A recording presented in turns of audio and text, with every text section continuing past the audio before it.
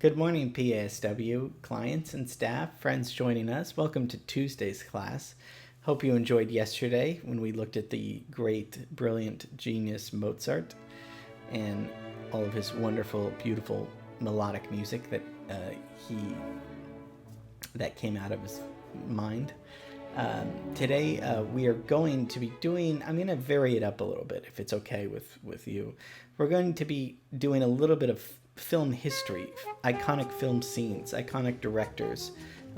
So, we'll still be staying with music, obviously, because this is a music class, but I do want to introduce you to very famous performances, visual scenes, stuff to give you context of the last 50 to 100 years of what's going on in the cinema with films.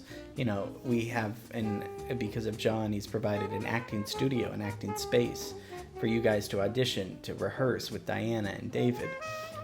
For you guys, so it's I just thought it would be kind of cool to provide a little bit of historical context when you're acting and saying lines.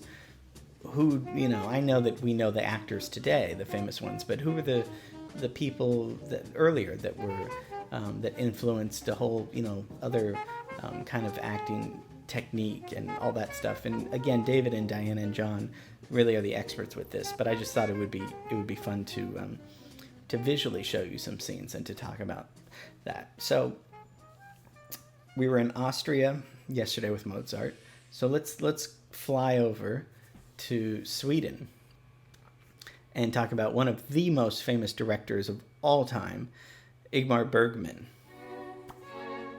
Maybe you don't know Bergman, not to be confused with Ingrid Bergman, who's a beautiful Swedish actress. This is Igmar Bergman.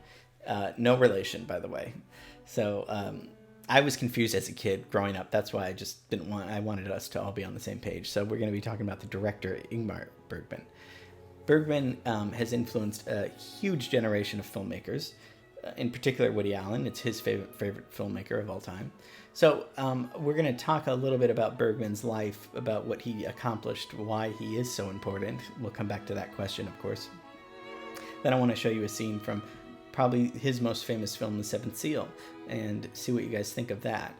We won't get too morbid because that movie does deal with the existence of God and the inevitability of death, but we'll try to keep it light and fun too, because last thing we need is to be sad or whatever. But trust me, if you stay with me, we're gonna get through this together in a very educational, fun way. If we can make Bergman fun, maybe we can try. Okay, so Igmar Bergman, July 14th, 1918, born in Sweden, lived a long time until he was about 89 years old. Those Scandinavians know how to take care of themselves and live a good, long life.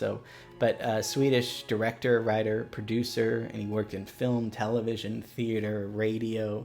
I mean, not only was he a great director in the theater, but he was also a brilliant writer. Directed over 60 films and documentaries for television and for movies, and most of which he also wrote. So when you think of somebody directing something, that's very important. When you think of the writer also directing it, this phenomenon was big I would say in the 40s, starting with Preston Sturges, which is somebody that I do want to talk about, because he was one of the first, at least mainstream Hollywood writer-directors, where really the studio systems didn't allow that because they were factory made. They had an editor, they had a sound person, they had a writer, or a few writers, they had a director. They were all they would delegate it to, Paramount Studios would delegate it to different people. With Preston Sturges, he had his own screenplays that he had written, and he wanted to direct them. And like Woody Allen has said, if you've written the story, the screenplay, then directing should be easy because you are, as the writer, know how it should look, how it should sound. That's not always the case. Sometimes there's just brilliant directors that know how to get things out of actors that writers can't. So it's not always the case. But in this case with Bergman, a famous, a very great writer and director. And so really the auteur theory kind of comes in here. Auteur meaning kind of, and that goes back to Charlie Chaplin. Sorry if I'm skipping around, but the auteur is the artist's total control over the whole thing.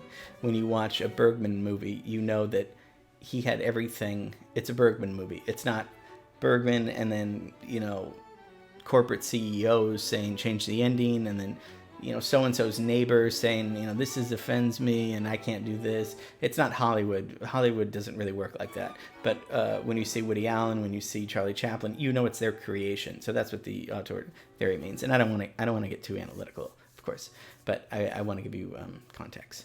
So Bergman's whole philosophy in all of his films is that it's never political. It's always about the human condition. And that's why we still read Shakespeare, right? Because he always dealt with the human condition, and that'll live on forever. If I made a movie about a cell phone today, and it's great today, great tomorrow, next week it would already be dated, right? Nothing wrong with that. But technology can be dated, politics can, of course, but human condition is we're always going to be living with fear and pain and happiness and all of these things that we've been talking about. So part of his whole thing with film is questioning the human condition, not offering answers. Just like I never want to tell you guys what to think, tell you guys what to do, but only sharing information with you guys, sharing stuff and us questioning our decisions and questioning life.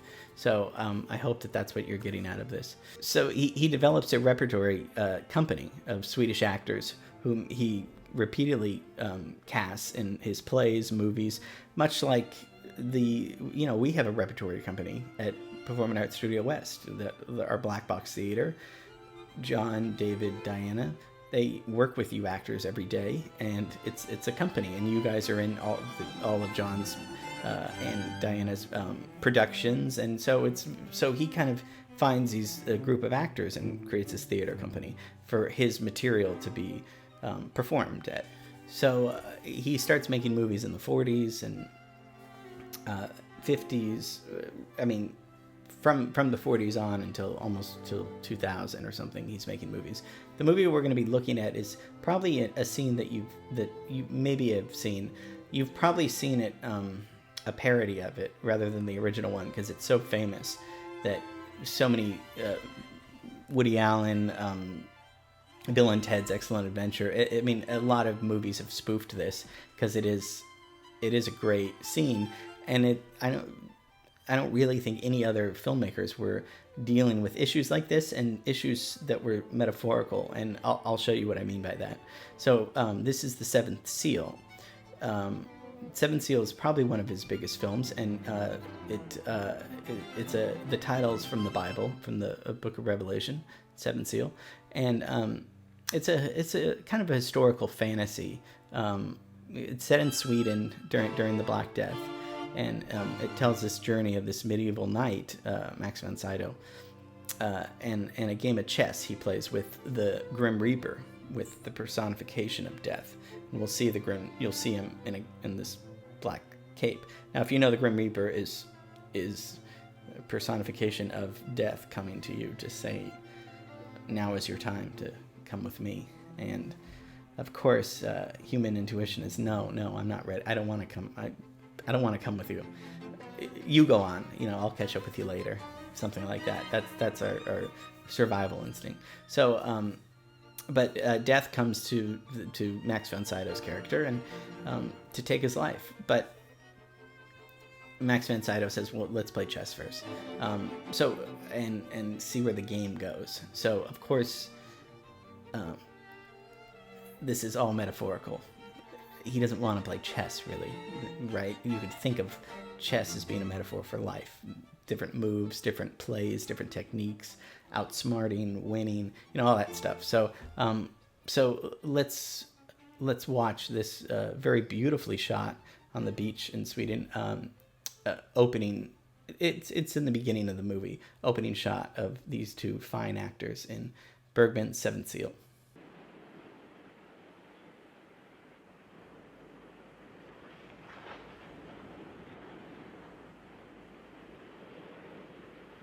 Vem är du? Jag är döden. Kommer du för att hämta mig? Jag har redan länge gått vid din sida. Det vet jag. Är du beredd? Min kropp är rädd. Inte jag själv.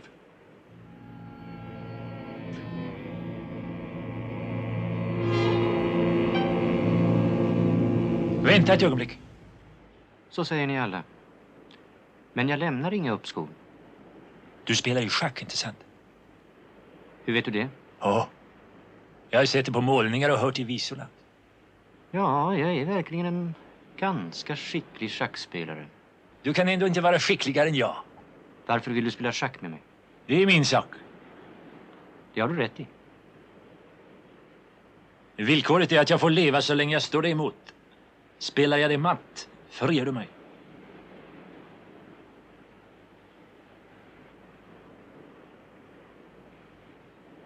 Du fick svart. Det passar ju bäst så. Inte sant? So I hope that wasn't too spooky.